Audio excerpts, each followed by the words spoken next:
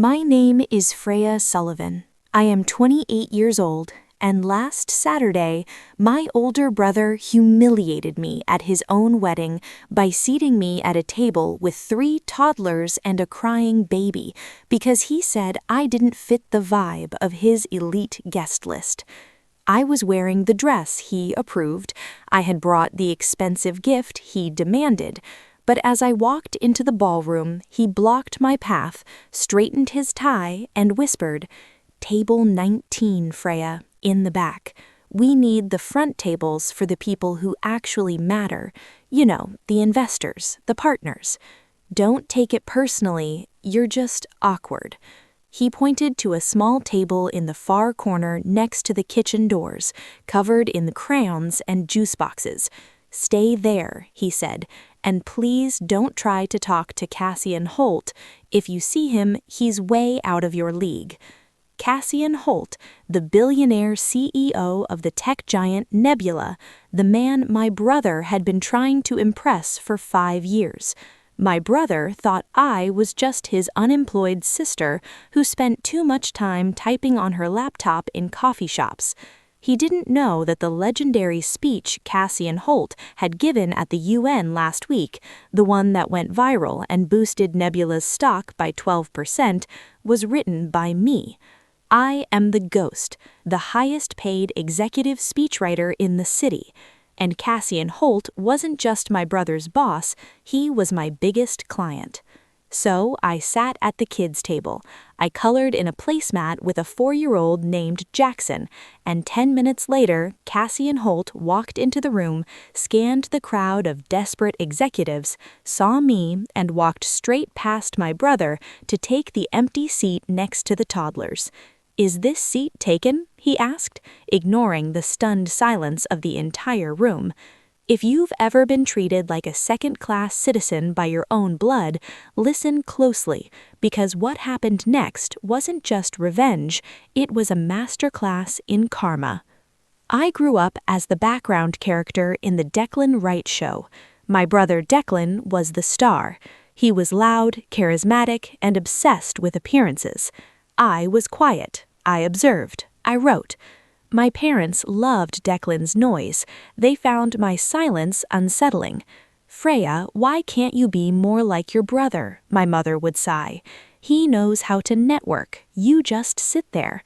They didn't understand that while Declan was talking at people, I was listening to them. I learned how people spoke, what motivated them, and how to turn messy thoughts into powerful words. By the time I was 25, Declan was a mid-level manager at Nebula, clawing his way up by stepping on anyone he could. I was working from my studio apartment, ghostwriting memoirs for senators and keynote speeches for CEOs.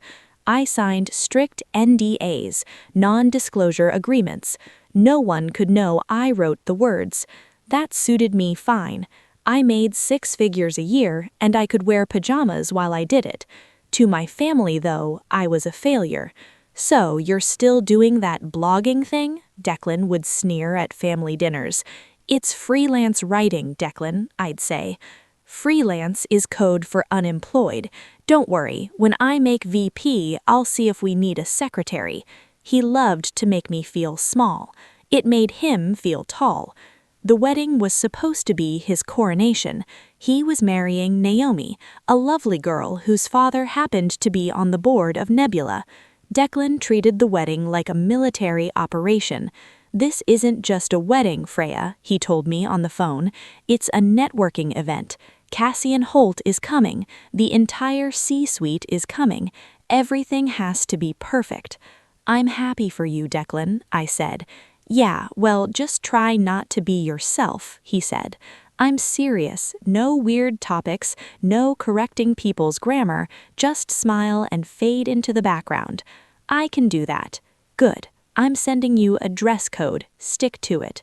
When I arrived at the venue, a sprawling country club with chandeliers that cost more than my car, I felt a knot in my stomach.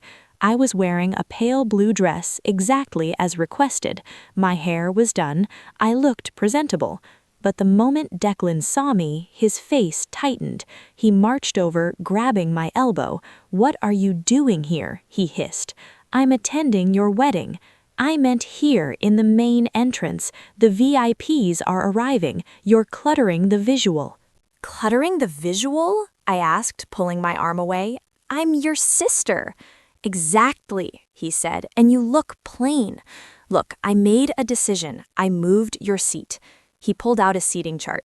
"You were supposed to be at table 5 with the cousins, but I need that spot for the VP of marketing, so I put you at table 19. I looked at where he was pointing, the far corner next to the service entrance. "Declan, that's the kids' table." "It's not just kids," he lied. "Great Aunt Harriet is there too. She's deaf, so you won't have to talk much. It's perfect for you." "You're seating me with toddlers." "You don't fit the vibe, Freya," he snapped, his voice rising just enough for the bridesmaids to hear. "This is a power room, high stakes. You're barely employed. Just sit there, eat your chicken, and don't embarrass me." I felt tears pricking my eyes, not from sadness, but from rage. "Fine," I said, "I'll sit at the kids' table." "Good girl," he patted my shoulder condescendingly. "Oh, and if you see Cassian Holt, do not engage. The man is a genius. He doesn't have time for your little stories."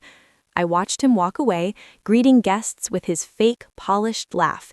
He had no idea that the genius Cassian Holt had texted me that morning asking for a last-minute edit on his toast to the groom.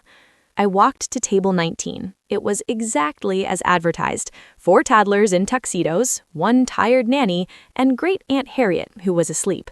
The centerpiece had already been knocked over. There were crayons everywhere. "Hi," I said to a 5-year-old named Milo. "I like your tie." "I like trucks," Milo shouted. "Me too," I said. I sat down. I decided to make the best of it. I helped the nanny cut up chicken nuggets. I drew a picture of a dragon on a napkin for Milo. I watched the power room from a distance. Declan was hovering around the entrance, sweating, waiting for Cassian. When Cassian finally arrived, the room shifted. Cassian Holt is 45, sharp, intimidating, and known for suffering no fools. He walked in with his entourage. Declan practically sprinted over. "Mr. Holt, Cassian, so glad you could make it," Declan beamed, extending a hand. Cassian shook it briefly, looking bored. "Congratulations, Declan. Nice venue." "Thank you, sir. We have a seat for you at the head table right next to the bride's father." Cassian looked at the head table. It was packed with loud, drunk executives slapping each other on the back. He frowned. "Actually," Cassian said, scanning the room, "I've had a long week. I'd prefer somewhere quieter." Declan blinked. "Quieter? Oh, we have a VIP lounge."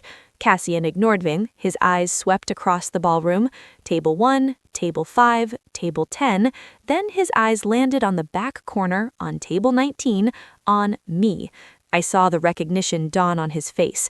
We had never met in person, only over Zoom with cameras off or secure messaging apps, but he knew what I looked like from my portfolio. A slow smile spread across the billionaire's face. He started walking. "Sir, the head table is this way," Declan said, jogging to keep up. Cassian didn't stop. He walked past the investors. He walked past the VP of marketing. He walked straight to the table covered in crayon drawings. He stopped in front of me. "Milo, watch your juice," I whispered, moving the cup as a shadow fell over us. I looked up. "Hello, Freya," Cassian said. His voice was warm, respectful. "Hello, Mr. Holt," I said. Declan arrived breathless. "Sir, I am so sorry. My sister, she's a bit confused. She shouldn't be bothering you. Freya, get up." Cassian held up a hand. "She isn't bothering me, Declan. In fact, she's the only person I want to talk to." He pulled out the tiny, child-sized chair next to me and sat down. His knees were practically touching his chest. The entire ballroom went silent. The DJ stopped the music. "Sir," Declan squeaked, that's the kids' table." "It's not just kids," Cassian said, picking up a crayon. "It has the best company." He turned to me, ignoring my brother completely. "I got your draft for the Tokyo keynote this morning, the section about innovation through silence. Brilliant. Truly, I think it might be your best work since the UN speech." Declan froze. "The UN speech?" Declan stammered. "You wrote that, sir." Cassian laughed. Declan, nobody writes their own speeches. We hire the best, and your sister is the best. He looked at Declan with cold eyes. You told me she was unemployed, Declan. You didn't tell me she was the ghost writer of the year. Declan looked at me, his mouth opened and closed like a fish. You write for him? I write for a lot of people, Declan, I said, sipping my juice box. I'm fully booked until 2027, but I made time for Cassian because he pays my awkward tax. Cassian chuckled. And worth every penny. He turned back to Declan. Now, if you don't mind, the groom should be with his bride. Freya and I have some ideas to discuss for my memoir, unless you think I don't fit the vibe of Table 19. Declan turned bright red. No, sir, of course not. Stay, please. He backed away, humiliated, retreating to the head table where everyone was whispering and staring at us. For the rest of the night, Table 19 was the center of attention. Waiters brought us the best champagne, which I drank out of a plastic cup just to prove a point. The VP of marketing came over to try and introduce himself, but Cassian waved him away. We're coloring, Cassian said. We spent 2 hours talking about his book, my career, and Milo's dragon drawing. I watched Declan from across the room. He looked miserable. Every time he looked at us, he saw his boss laughing with the sister he tried to hide. At the end of the night, Cassian stood up. I'm leaving, he announced. Freya, my driver is outside. Can I give you a lift? We can discuss the contract for the memoir on the way. I'm thinking double your usual rate. That sounds acceptable, I smiled. We walked out together. Declan intercepted us at the door. He looked desperate. Freya, wait, Cassian, sir, I didn't know. That's the problem, Declan, Cassian said, buttoning his jacket. You never bothered to look. You were so busy trying to impress me that you missed the talent sitting right in front of you. It makes me question your judgment as a manager. Declan paled. Sir, please, it's just a family misunderstanding. Maybe, Cassian said, but I don't like people who put talent in the corner. We'll talk about your future at Nebula on Monday. Bring a box. He didn't fire him right there. He let him sweat. I stopped in front of my brother. Great wedding, Declan, I said. The vibe was enlightening. I got into the Billionaire's limo and drove away. The aftermath was slow and painful for Declan. He wasn't fired, but he was transferred to a branch in Ohio. Cassian made it clear that he didn't trust Declan's people skills. Declan calls me sometimes. He asks for advice on emails. He asks if I can put in a good word with Cassian. I always give him the same answer. I'd love to help, Declan, but I'm just an awkward writer. I wouldn't want to clutter your visual. And then I hang up. Here's the thing about the kids' table. It's usually where the most honest people sit. My brother thought he was punishing me by putting me there, but he forgot that in a room full of people pretending to be something they're not, the person who is authentically themselves is the most powerful one of all. So, if anyone ever tells you you don't fit the vibe, just smile, sit where they put you, and wait for the person who actually matters to pull up a chair.